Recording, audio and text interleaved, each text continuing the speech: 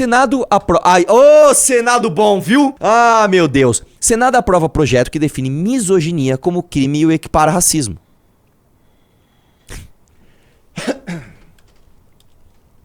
É a competição da vitimização.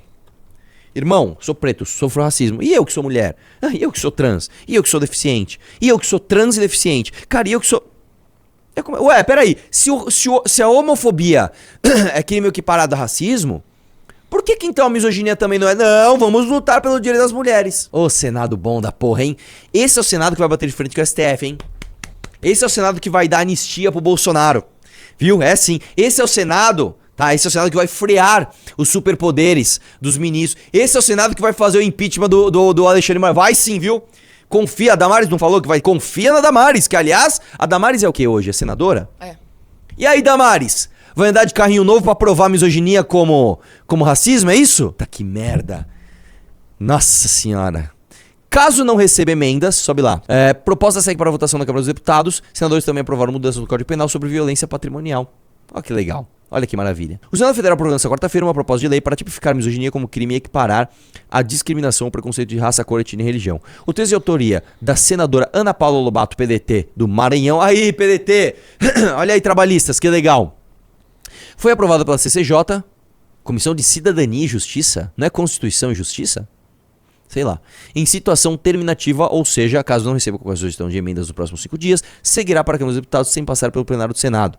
Com a equiparação, quem for enquadrado no crime poderá ser condenado a pena de reclusão de 2 a 5 anos de multa. Não há uma resposta penal específica mais severa para a injúria praticada em razão de misoginia, crime cada vez mais frequente. Da mesma forma, o ordenamento não pune a disseminação de discursos misóginos que contribuem para o aumento das violências físicas praticadas contra a mulher, justificou a autora. E aí eu vou te dizer uma coisa, irmão. Se você for falar assim, tá, o que é misoginia?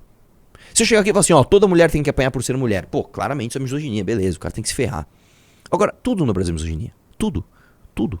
Se você discordar de uma mulher, você tá sendo misógino. Cara, esses dias eu vi a Carol Sardá falando que a Amanda Vettorazzo estava sendo misógina porque ela era contrária a cotas femininas na política. Então, vamos lá. Se tudo é misoginia, o fato do Lula não ter ouvido a Anitta, a Angélica e a Associação lá de Mulheres Pretas Decidem e não ter colocado uma mulher preta como ministra do STF e ter indicado, ele já indicou? Eu nem sei se ele vai indicar um homem branco, isso seria misoginia? Numa corte que não tem uma mulher hoje só, que é a Rosa Weber, que é a Carmen Lúcia, que vai se aposentar em breve. Isso é misoginia ou não é? E aí? E aí? Tudo é misoginia aqui, né? Durante a tramitação, a relatora senadora Soera Tronic fez um adendo ao texto para definir o crime de misoginia, que será o seguinte, vamos lá. Considera-se misoginia a conduta que manifeste ódio ou aversão às mulheres, baseada na crença da supremacia do gênero masculino. Eu entendi, Soraya. Eu entendi. Só que vamos lá. Se eu pego e falo o seguinte, a Dilma não era uma presidenta não, era uma presidenta, porque ela era uma anta. Isso não pode, em alguma instância, ser considerada um discurso que a supremacia do... Por exemplo, se eu falar assim, eu acho o presidente Bolsonaro melhor do que a presidente Dilma. Isso é considerar esse fato... Não vai ter o malabarismo? Não, ele tá falando isso porque, na verdade, ele tá falando que é a supremacia dos homens. Que porra é essa, velho?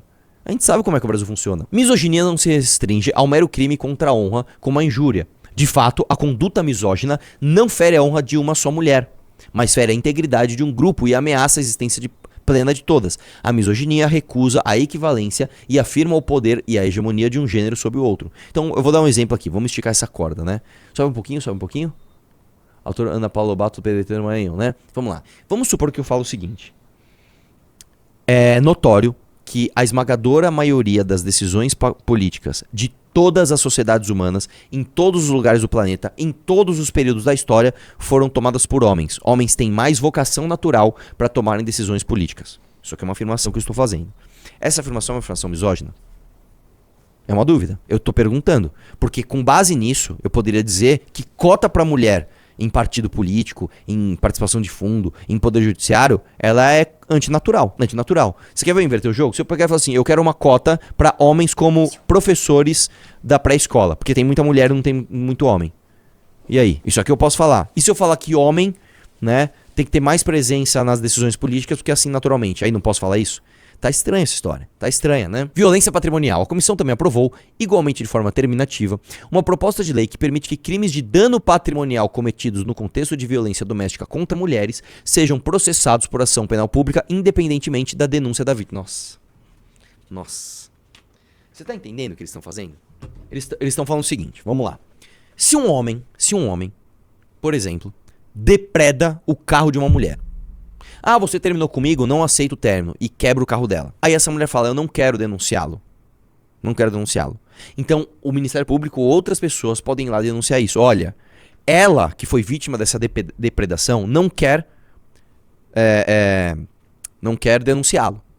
Por quê? Porque ela pode sofrer ameaça, porque ela está sob violência psicológica, ela tem dependência emocional sobre esse homem. Tá, então eu vou denunciar. Ou seja, você está tirando a autonomia de uma mulher de decidir se ela quer ou não denunciar alguém. Agora vem uma dúvida. E se for o contrário?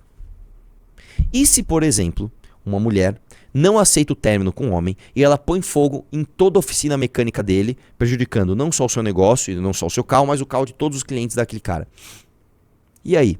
Eu não sei se você sabe, isso realmente aconteceu no Brasil. Isso aqui é um fato. Uma mulher, enciumada, não aceitava o término de um relacionamento, ela foi lá e pôs fogo na oficina mecânica de um cara, pôs fogo em vários caras. E aí, mano? E aí? Sim, deixa eu só falar uma coisa, eu não tô ouvindo você. Tinha tirado meu microfone. Ah, parabéns. Mas Então repete ninguém aí, ouviu o que você falou, né? Só você. A Ana falou o seguinte, que aqui no Brasil, alguns casos, né, de TPM, isso não só no Brasil, tá? Nos Estados Unidos também, eles podem ser utilizados, inclusive, como... Atenuantes. Peraí, atenuante é aquilo que deixa o negócio mais grave ou menos grave? Menos grave. Menos grave. Atenua, de atenuar. Um atenuante do crime. O que deixa mais grave é agravante. Ah, eu tava naqueles dias, fiquei com os filmes, quebrei o carro dele. Exatamente. Tá bom, né? Estava sob grande carga emocional. Hormonal, né? Ah. E aí você fez as coisas não 100% baseada na sua racionalidade. Olha lá. Ou seja, o Ministério Público poderá abrir representação contra os autores, mesmo que as vítimas desistam de continuar com denúncia processual, né? Eu vou dar um exemplo, tá? De como funciona o Ministério Público aqui no Brasil. Uma vez eu fui pra Ucrânia e mandei um áudio. Aí, a Valéria Bolsonaro e a Janaína Pascoal, ambas me processaram. A Janaína Pascoal disse que eu tinha feito evasão de divisas, eu fui lá e provei que não tinha nada. A Valéria Bolsonaro disse que eu fiz turismo sexual, fui lá e provei que não tinha nada. Ok. 2 anos depois, 2 procuradoras do Ministério Público falaram, não, ele não pode se livrar disso tudo. E elas me processaram, pasmem, por racismo. Eu fui processado por racismo no caso do meu áudio da Ucrânia, cujo número de vítimas foi 0. É isso. Agora você imagina essas procuradoras vendo, sei lá, no Instagram, alguma coisa, não gostei disso aqui, bora denunciar. Não, mas a vítima não quer, foda-se, eu quero. É muito complicado. Eu me ofendi por ela. Eu me ofendi por ela, ele não está agredindo só essa mulher, ele está agredindo o grupo que eu faço parte de mulheres. Vou só te falar uma coisa. Peraí que um cara mandou um pimbalhaço. Eu ia falar exatamente isso. Vou só pausar a live pra ler o pimbalhaço que o Henrique Alexandre mandou, R$279,90, e falou: hoje tomei uma multa de um CT no valor de R$900 na Avenida dos Estados. Entretanto, na data, nem em São Paulo eu estava. Enfim, lembrei que apoia um movimento que verdadeiramente luta por nós, então vim aqui mandar o maior superchat possível. Tamo junto, irmão. Assim, deixa eu falar uma coisa. Se você conseguir provar que você... É que é um saco, é burocrático. Eu lembro um amigo meu que ele tinha uma moto e um cara foi lá e colocou uma fita isolante na moto, numa outra moto, e aí ficava dando a multa como se fosse a moto do meu amigo. E por acaso era uma Twister preta, igual. E aí, mano, pra ele provar que não era ele, foi muito foda. Porque a sorte é que o cara fazia isso com tanta recorrência, que eu não lembro como, ele pegou e ficou uma semana provando que ele estava em outro lugar com a moto. E aí ele falou, olha aqui, ó, a minha moto tá aqui, ó. Provou da seguinte forma, não sei como. Aí ele conseguiu, mas isso demorou anos, tá? Eu vou te contar outra minha. Eu tomei um monte de multa de rodízio, tá? Que eu lembro agora o valor. E aí, como o carro tava em nome da empresa e eu não justificava, porque não chegou a notificação pra mim. Não chegava o negócio pra eu colocar a minha CNH e falar, a multa fui eu que tomei. Não chegou a notificação, não chegou. E eu continuei tomando e continuei... Porque é assim, quando você toma uma multa e você não justifica o condutor, ela dobra. Você não justifica de novo, ela triplica. Depois ela quadriplica, assim por diante. Eu vou dar um exemplo pra você. Eu tive uma dívida de 80 e tantos mil reais de multas que eu não fui notificado. E não é por causa da multa em si, é por causa da não justificação. Então, por exemplo, tomei a multa, chegou a carta para justificar. Se eu não justificar, eu tomo uma segunda multa. A carta não estava chegando. Então, óbvio que eu não justifiquei, porque a carta não chegou. Né? Depois o próprio Correios admitiu que tinha esse problema. E aí a multa foi chegando outra, deu 80 mil reais, cara. E é isso. Só que como eu sou uma pessoa honesta, eu já tinha vendido o carro.